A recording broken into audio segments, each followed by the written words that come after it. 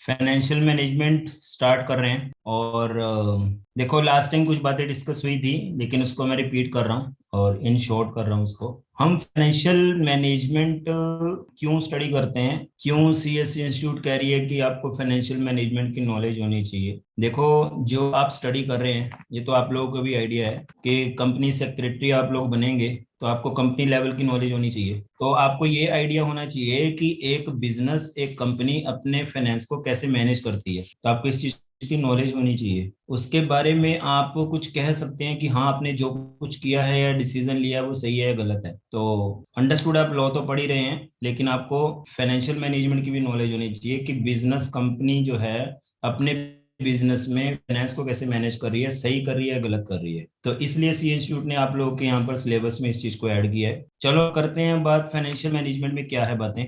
देखो, financial management की अगर हम बात करें, आप लोगों के सिलेबस को दो पार्ट्स में दिया गया है। एक तो बात करें कि हमें जो बिजनेस में पैसा लाना है वो कैसे लाएं।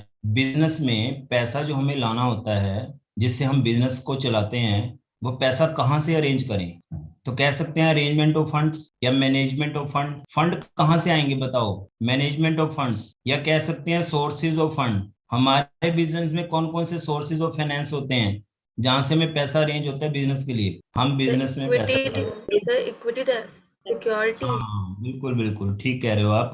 अगर हम बात करें पैसा बिजनेस में कहाँ कहाँ से आता है, एक तो मालिक लगाते हैं, that is called equity. Outsider लगाते हैं, तो उसको हम किस फॉर्म में जानते हैं, डेट्स की फॉर्म में जानते हैं। अच्छा, डेट्स में क्या आता है, जैसे हम बोले डिवेंचर। तो ऐसे हम पैसा अरेंज करते हैं, किसके लिए, बिजनेस के लिए। तो एक तो आप सोर्स ऑफ फाइनेंस के पैसा कैसे अरेंज करना है, आपको ये पढ़ना है। दूसरा आपको क्या पढ़ना है यहाँ पर, application of fund. What is the meaning of application. हाँ जी बच्चों, क्या बोला मैंने, एप्लीकेशन ऑफ फंड क्या मतलब है इसका। बहुत सिंपल टर्म में पढ़ रहे हैं। फाइनेंशियल मैनेजमेंट कुछ भी नहीं है और इतना इंटरेस्टिंग सब्जेक्ट है।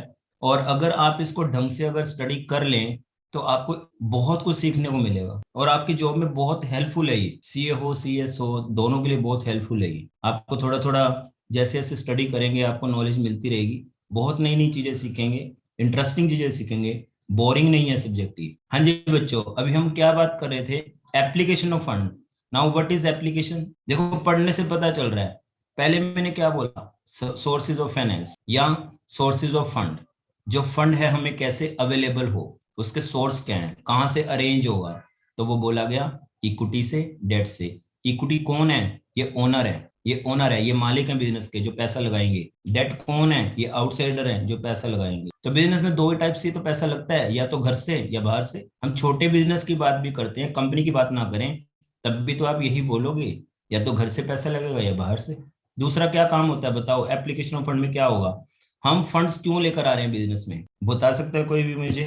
ताकि हम अपना कैपिटल इसलिए यूज करते हैं ताकि हम अपने बिजनेस को एक्सपेंड कर सकें, जहाँ पे हमें यूज है हम वहाँ पे हाँ, लगा सकें। बिल्कुल लगा सकें, लगा सकें, बिल्कुल एग्जैक्टली यही बात है एप्लीकेशन।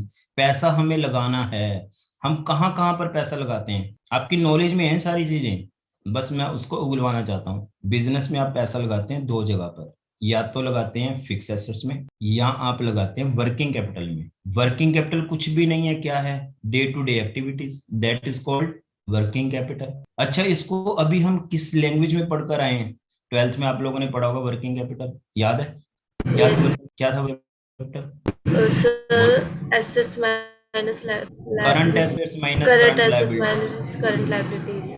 ठीक है ना। अच्छा, करंट एसेट्स में क्या था, बोलो, डेटर्स था या नहीं था। यस सर, डेटर्स थे। डेटर्स एंड बीआर, मैं दोनों को एक ही जगह लिख रहा हूँ। और क्या था, स्टॉक था। और क्या था, कैश, कैश, ऐसा था। कैश, हाँ, ऐसा था। और करंट लायबिलिटी में क्या था, क्रेडिटर, क्रेडिटर्स, आउटस्टैंडिंग एक्सपेंसेस, है ना, आउटस्टैंडिंग और क्या क्या बिल्स पेबल, इंटर नहीं बेटा, bits payable bills payable, loan. Advance income कह सकते हो। लोन तो बेटा शॉर्ट टर्म लॉन्ग टर्म दोनों होते हैं, शॉर्ट टर्म हो करंट लायबिलिटी होगी, अदरवाइज नहीं। देखो, हमारे सारी काम की बात चल रही है, ये सारा सिलेबस का पार्ट है जो हम कर रहे हैं डिस्कस, कुछ भी उससे बाहर नहीं कर रहे हैं हम। तो आज मैंने बात ही वो उठाई है जो आपके सिलेबस का पार्ट है। हमने सीखना क्या है, एप्लीकेशन ऑफ फंड के अंदर जा रहे हैं हम, किस पार्ट के ऊपर, वर्किंग कैपिटल के ऊपर जा रहे हैं। क्या बात की थी, हमें पैसा लगाना है, किस में लगाना है, या तो फिक्स एसेट्स में या वर्किंग कैपिटल में, इनमें पैसा लगाना है। तो वर्किंग कैपिटल में अगर पैसा लगाना है तो हमारा पैसा कैसे लगेगा वो आज आपको बताना है। करंट एसेट्स और करंट लायबिलिटी में पैसा लगता है हमारा। इनमें नेट जो बताएं, current asset minus current liability, that is called working capital, जिसमें पैसा हमारा ब्लॉक हो जाता है। अच्छा, मेरी जो स्क्रीन है और मेरी जो वॉइस है वो सब क्लियर है, कोई इश्यू तो नहीं है किसी बात को लेकर, किसी भी स्टूडेंट को? Hemant, Palak, Pihu, no sir. No sir. Ashima, any doubt? Problem आ रही है? चल सकते हैं आगे? यस। जो मैंने अभी तक आप लोगों को समझाया उसमें किसी भी बात की कोई प्रॉब्लम आ रही है, कुछ अंडरस्टैंडिंग इशू आ रहा है? चल सकते हैं आगे? सुनो, एप्लीकेशन ऑफ फंड की बात कर रहे थे। फंड्स हमें अप्लाई कहाँ पर करने हैं, पैसा हम ले आए हैं वो लगाना कहाँ पर है। हमने अभी तक दो बातों को जाना है, या तो वो फिक्स एसेट में पैसा लगेगा। फिक्स एसेट क्या है बच्चों? मशीनरी, लैंड एंड बिल्डिंग, इनमें पैसा लगाना है। इनमें नहीं पैसा लगाएंगे तो बिजनेस कैसे चलेगा? कितनी सिंपल बात है। दूसरा कहाँ लगेगा? डे टू डे एक्टिविटीज में लगेगा। डे टू डे एक्टिविटीज कौन सी है वो आपको थोड़ा बताया गया है। अब मैं प्रॉपर टॉपिक पे आ रहा हूँ। वर्किंग कैपिटल के अंदर क्या क्या चीजें हैं? Current asset and current liability, हमें इनको मैनेज करना है। क्यों? क्योंकि इनमें हमारा पैसा लगने वाला है, इनको मैनेज करना है। देखो, आज की डेट में हम इस डेटर्स को उठा रहे हैं, कहते सर डेटर्स को कैसे मैनेज करते हैं, वो आपको सिखाना है कि डेटर्स को कैसे मैनेज करते हैं, ये फाइनेंशियल मैनेजमेंट में कैसे सेट हुआ है, क्या मतलब है, क्या पर्पज है। चलो, डेटर्स मैनेजमेंट की बात कर रहे हैं। इसको रिसीवेबल मैनेजमेंट भी बोलते हैं, डेटर्स मैनेजमेंट और रिसीवेबल मैनेजमेंट। अच्छा देखो, बहुत प्रैक्टिकल चीज है जो मैं बोलने जा रहा हूँ, और बहुत ध्यान से सुनने वाली बात है, और बिल्कुल सिंपल है। अगर आप जैसे ही सुनते जाएंगे, समझते जाएंगे, आपको कुछ नहीं लगेगा कि हम कोई स्पेशल चीज समझ रहे हैं, आपको लगेगा बिल्कुल सिंपल सी चीज है, और ये तो हमारी नॉलेज में भी है। अगर ऐसा होता है तो सुनो कैसे। मैं ये कह रहा हूँ, हमारे यहाँ पर, अब थोड़ा आप इसको बेशक नोट मत करना, पूरा का पूरा ध्यान स्क्रीन पे होना चाहिए आप लोगों का, ठीक है ना?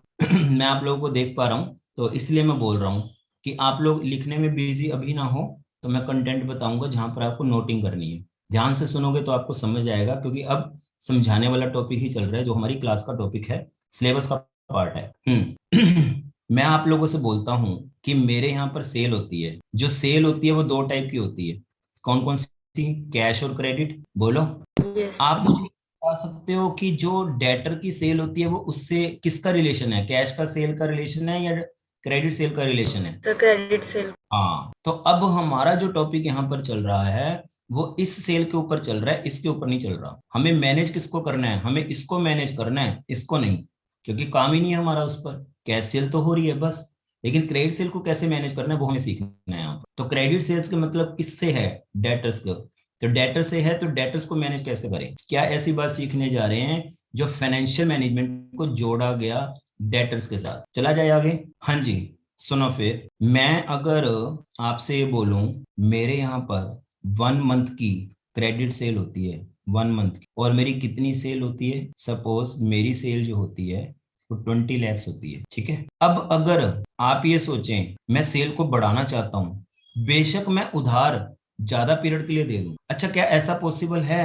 1 मंथ में जो मतलब 1 मंथ क्रेडिट उधार पर अगर हम लोगों को सेल करते हैं, तो हमारी टोटल सेल जो क्रेडिट सेल होती है, क्रेडिट ओनली क्रेडिट, वो 20 lakhs होती है। ये 20 लाख मंथली नहीं है, ये पूरे साल की है।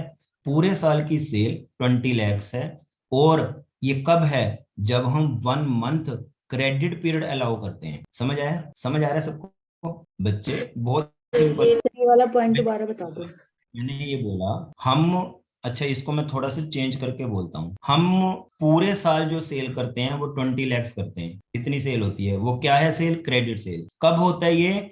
अगर हम अपने कस्टमर को 30 days का क्रेडिट पीरियड अलाउ करें। क्या बोला मैंने? अगर हम अपने कस्टमर को 30 days का क्रेडिट पीरियड अलाउ करें, तो हमारी पूरे साल की सेल 20 lakhs होती है। अरे भाई, आज मैं सेल कर रहा हूं तो मैं क्रेडिटर्स को क्या डेटर्स को क्या बोल रहा हूँ कि मुझे 30 days के अंदर अंदर पैसा दे देना। मैंने ये बोला पार्टी को, तो वो दे रहे हैं मुझे। तो मेरी टोटल सेल इस साल कितनी हुई? 20 lakhs हुई। Is it clear? सिंपल है ना? बिल्कुल ठीक है।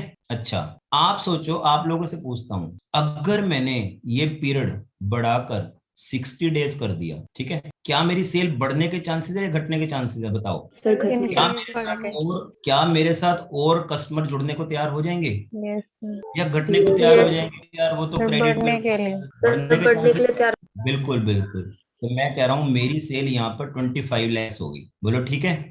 यस हाँ, तो मेरी यहाँ पर सेल 25 लैक्स होगी। अच्छा, फिर मैंने क्रेडिट पीरियड एक और रखा, क्या रखा, 90 डेज। 90 डेज तो मेरी सेल मैंने जो चेक किया, मुझे लग रहा है कि अगर मैं क्रेडिट पीरियड 3 महीने रखता हूं तो मेरी सेल पूरे साल की बढ़कर वो हो जाएगी 30 लैक्स क्रेडिट सेल। सबको क्लियर है, बोलो कोई इशू नहीं। Yes sir. बिल्कुल सिंपल बोला है मैंने कि क्रेडिट सेल आपके बढ़ने के चांसेस हैं अगर हम अपने कस्टमर को क्रेडिट पीरियड ज्यादा दे दें। आप खुद सोचो ना, आप घर के लिए राशन खरीदते हो, जब घर के लिए राशन खरीदते हो तो आपको शॉपकीपर कहता है देखो मैम, आप से जो पैसा मुझे लेना है आप 30 डेज के बाद पे कर दिया करना। आप ये सुनकर खुश होंगे कि कोई बात नहीं, अगले महीने सैलरी आएगी, हम आराम से पे कर देंगे। इस बात को सुनकर और ज्यादा खुश होंगे अगर वो कहेगा कि मैडम आप 60 दिन के बाद या 60 दिन के अंदर अंदर जरूर दे देना। आप ये सुनकर और ज्यादा खुश होंगे।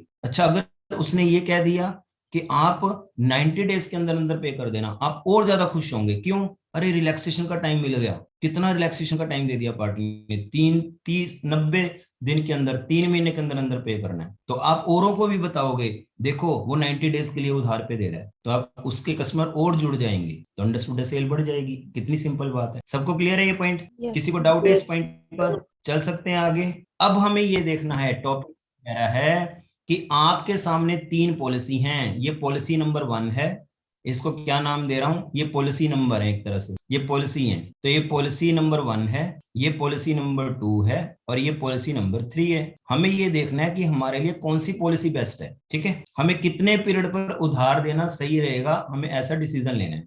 सुनो फिर अब मैं कहता हूं मेरी जो वेरिएबल कॉस्ट है, वेरिएबल कॉस्ट वो 60% है। किसकी 60% है? अंडरस्टूड है, इसकी 60% होगी। बताओ 20 लैक्स का 60% कितना आएगा? ठीक कर रहा हूँ, इतना ही आएगा। Yes sir. वेरिएबल कॉस्ट जो है, जितनी तुम्हारी सेल होगी उतनी ज्यादा वेरिएबल कॉस्ट होगी, ये तो आपको आइडिया ही है। तो देखो वही हो रहा है, 60% ऑफ सेल होगी, वेरिएबल कॉस्ट उन्होंने बोली है 60% ऑफ सेल, तो हमने ले ली। अच्छा, मैं क्या चेक कर रहा हूं? मैं ये चेक कर रहा हूं कि मेरे लिए कौन सी पॉलिसी बेस्ट है, वो 30 डेज वाली, 60 डेज वाली, 90 डेज वाली, मुझे ये चेक करना है। आगे चलते हैं। Now fix cost. Fix cost क्या है? जो बिल्डिंग का रेंट है वो फिक्स्ड है, सैलरी देते हैं वो फिक्स है, ऐसी ऐसी कॉस्ट की बात कर रहे हैं।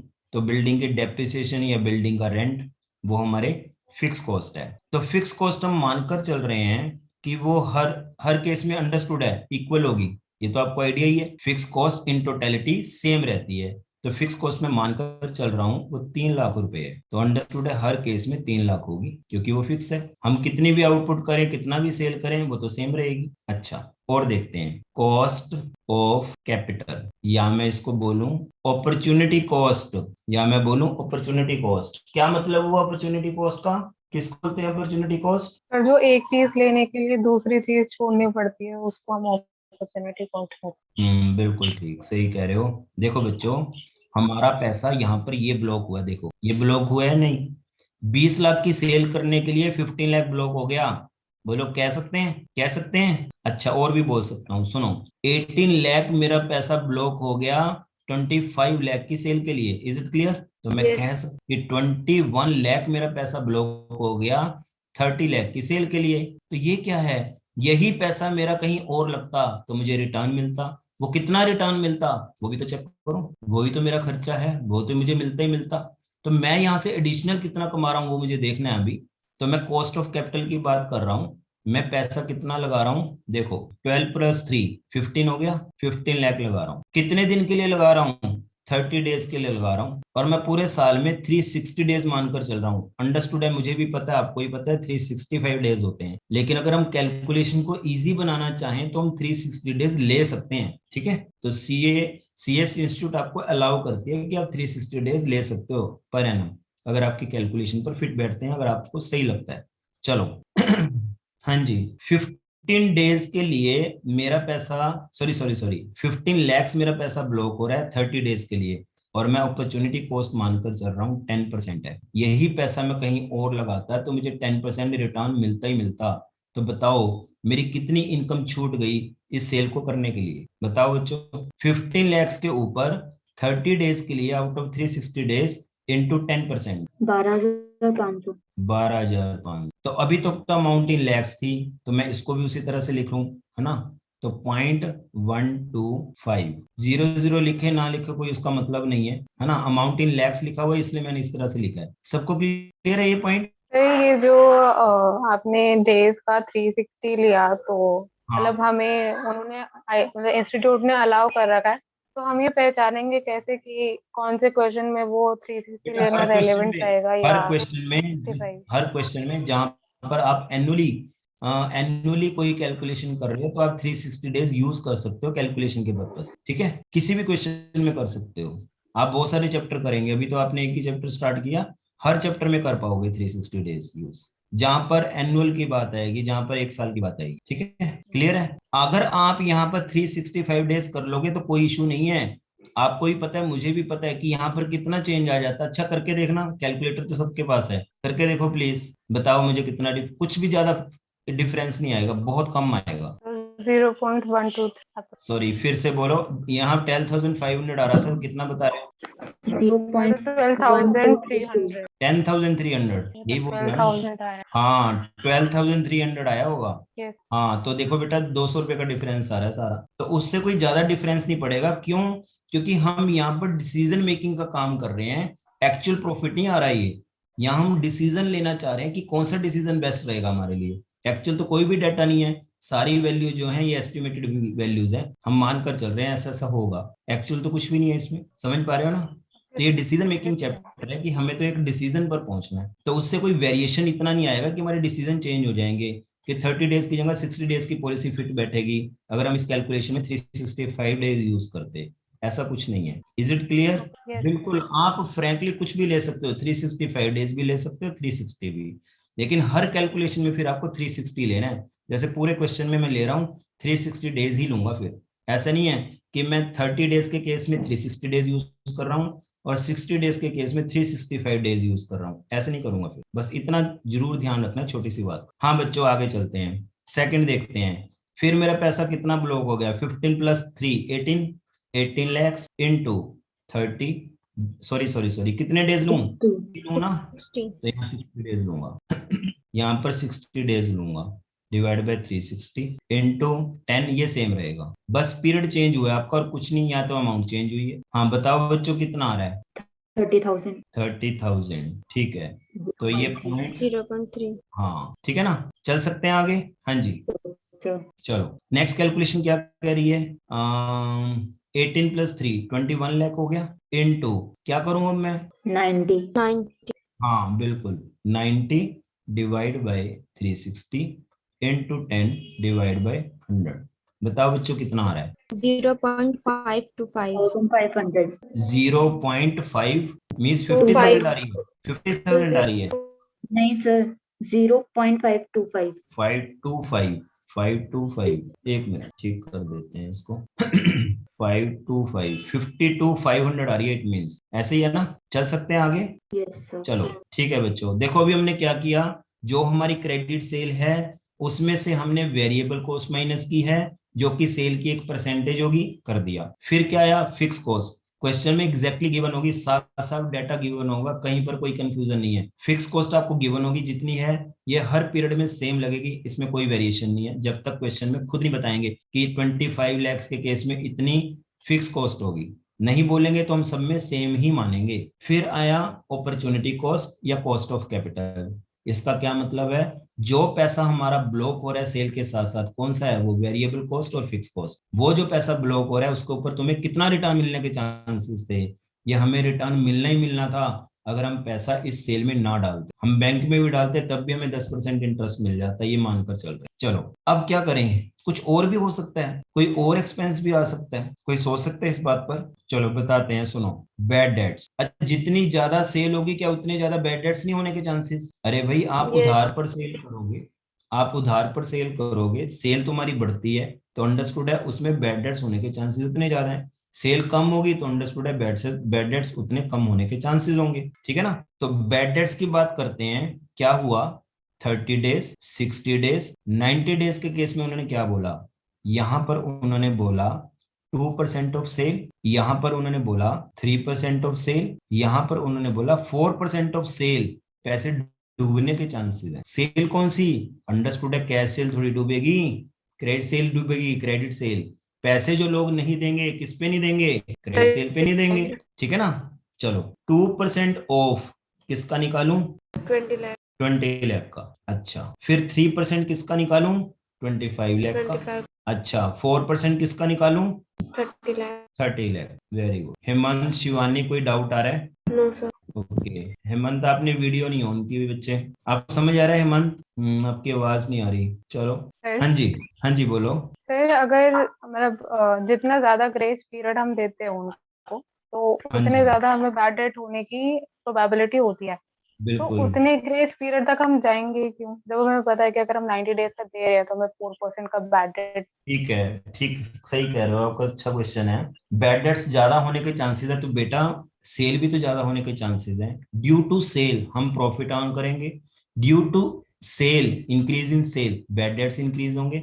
अगर मेरा सेल के ऊपर प्रॉफिट जितना मैं अर्न कर रहा हूँ वो ज्यादा है और बैड डेट्स का लॉस इतना ज्यादा नहीं है, तो फिर मैं क्या सोचूंगा कि हाँ यार सेल बढ़ाओ कोई दिक्कत नहीं, थोड़े बैड डेट्स बढ़ते हैं तो मैं झेल लूंगा।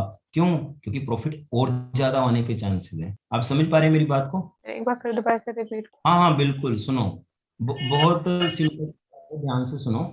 मैं ये कह रहा हूँ कि मैं अगर क्रेडिट पीरियड बढ़ाता हूँ तो मेरी सेल इंक्रीज होती है। फिर आपने बोला कि सेल अगर इंक्रीज होती है तो अंडरस्टूड है बैड डेट्स भी बढ़ते हैं, ठीक है ना। लेकिन बैड डेट्स मेरे बढ़ते हैं, जितने मेरे बैड डेट्स बढ़े, एक मिनट वेट करो मैं आपको बात का भी आंसर देता हूँ, क्योंकि मेरे सामने डेटा भी होगा, अमाउंट होगी, तो मैं इजिली समझा पाऊंगा आपको। बताओ कितना आ रहा है ये, 20 लाख के ऊपर 2%, 40,000 40,000 40,000, ये आपका 40,000 है। अच्छा 3% और 25 लाख कितना है, 75,000 75,000, ठीक है। नेक्स्ट 30% और 4 लाख, 1,20,000 1,20,000 ये आ गया, ठीक है। मैं आपको ये समझाना चाह रहा था कि मुझे पता है कि मेरा पैसा डूब कितना रहा है, 1,20,000, लेकिन अगर मेरा प्रॉफिट 2 लाख होता हो सेल बढ़ने की वजह से, तो देखो ना बैड डेट्स कितने इंक्रीज हुए। आप कह रहे थे कि सर 3 to 4% हो गए, ये तो मान, और क्यों बढ़ा, अरे भाई हमारा नुकसान हुआ, मुझे वो नजर आ रहा है, कितना आ रहा है 45 लाख, सॉरी सॉरी जी गलत बोल गया, 45,000 मेरा नुकसान, ये मुझे नजर आ रहा है। लेकिन अगर मुझे प्रॉफिट मोर देन 45,000 हो रहा है तो क्या मैं सेल बढ़ाने की नहीं सोचूंगा, अरे यार बैड डेट्स होते हैं होने दो कोई बात नहीं, लेकिन मैं प्रॉफिट भी तो ज्यादा कमाऊंगा। समझ पा रहे हैं ना? तो मेरा प्रॉफिट इससे ज्यादा ही होगा तभी मैं सेल बढ़ाऊंगा, नहीं तो मैं पीछे आ जाऊंगा। अभी तो हम पॉलिसी चेक कर रहे हैं कि किस पे मैं ज्यादा अर्न करूंगा, अभी तो डिसीजन लेने जा रहे हैं। ये एक्चुअल नहीं है डाटा कुछ भी, ये एक्चुअल हो गया, हमने सोचना है, देखना है, जिस पर प्रॉफिट ज्यादा कमाएंगे उस पॉलिसी को फिट कर देंगे कि हम 60 डेज पर उधार दें, 30 डेज पर उधार दें या 90 डेज पर उधार दें। क्लियर है बच्चों? यस चलो आपके क्वेश्चन का जवाब मिल गया आपको? यस ओके हाँ जी, लास्ट काम रह गया, हमने क्या क्या किया, क्रेडिट सेल में से वेरिएबल कॉस्ट फिक्स, फिर ऑपरेटिंग कॉस्ट, फिर बैड डेट्स माइनस किए, ये बात हो गई। अब लास्ट एक बात और हो सकती है जो रह गई, उसके बाद हमारा हम आंसर पे जाएंगे, वो है एडमिनिस्ट्रेशन कॉस्ट। क्या मतलब है एडमिनिस्ट्रेशन कॉस्ट का, बोलो। एडमिनिस्ट्रेशन कॉस्ट का मतलब क्या हो सकता है? हेमंत बच्चे आप सब नोट कर पा रहे हैं? हेमंत सब नोट कर रहे हैं आप? अच्छा मैंने एडमिनिस्ट्रेशन कॉस्ट बोला, क्या मतलब एडमिनिस्ट्रेशन कॉस्ट का वो बता रहा हूँ आपको। क्या है एडमिनिस्ट्रेशन कॉस्ट? देखो बच्चे, हमारे बैड डेट्स हो रहे हैं, हमारा पैसा ब्लॉक हो रहा है, हमें जो हमारा पैसा ब्लॉक हो रहा है वो हम डेटर्स को बोलेंगे, डेटर्स तुम्हारा पीरियड 30 डेज का हो चुका है, पैसे दो।